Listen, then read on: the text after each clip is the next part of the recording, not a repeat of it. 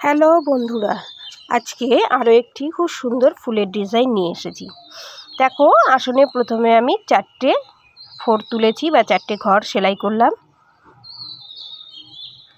এবারে 3টি ঘর সেলাই করব, একটি ছেড়ে দিয়ে আবারও 2টি ঘর সেলাই করব।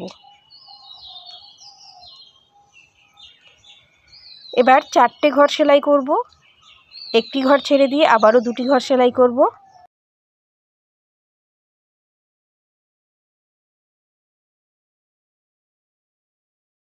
এবার একটি ঘর সেলাই করব, একটি ছেড়ে দিয়ে 3টি ঘর সেলাই করব।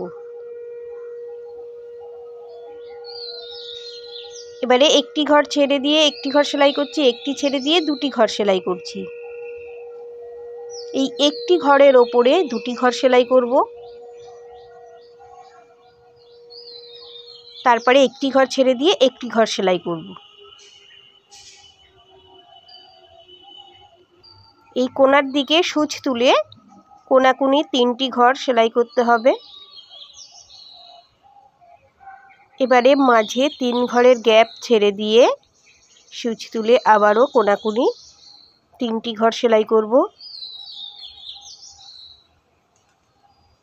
এবং এইভাবে চারিদিকে 4টে করে ফুল আমি তৈরি করে নিলাম। এবারে দেখো, মাঝখানে এই 3 ঘরের মাঝে সূচ তুলে একটি ঘর সেলাই করলাম, একটি ঘরের ওপরে 3টি ঘর সেলাই করতে হবে। আবারও 1 ঘর করে দুদিকে বাড়িয়ে নিয়ে 5টি ঘর সেলাই করব।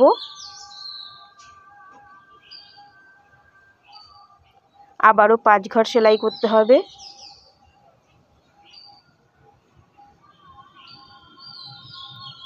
এবার এই সবুজ সুতোর পাশে উল তুলে একটি ঘর সেলাই করব, একটি ছেড়ে দিয়ে একটি ঘর সেলাই করব। সুন্দর একটি হার্টের ডিজাইন তৈরি হয়ে গেল।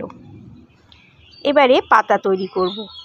প্রথমে 2টি ঘর সেলাই করছি, 2টি ঘরের ওপরে একটি ঘর ছেড়ে দিয়ে 7টি ঘর সেলাই করব।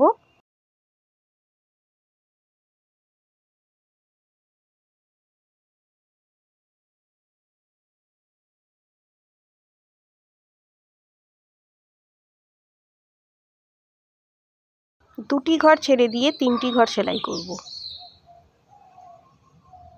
এবার নিচের দিকে যে 7টি ঘর সেলাই করেছিলাম তার 6 নম্বর ঘরের নিচে সূচ তুলে 2টি ঘর সেলাই করছি।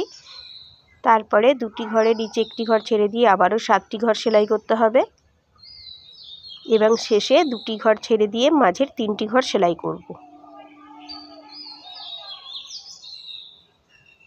এইভাবে চারিদিকে 4টি পাতা তৈরি করে নেব।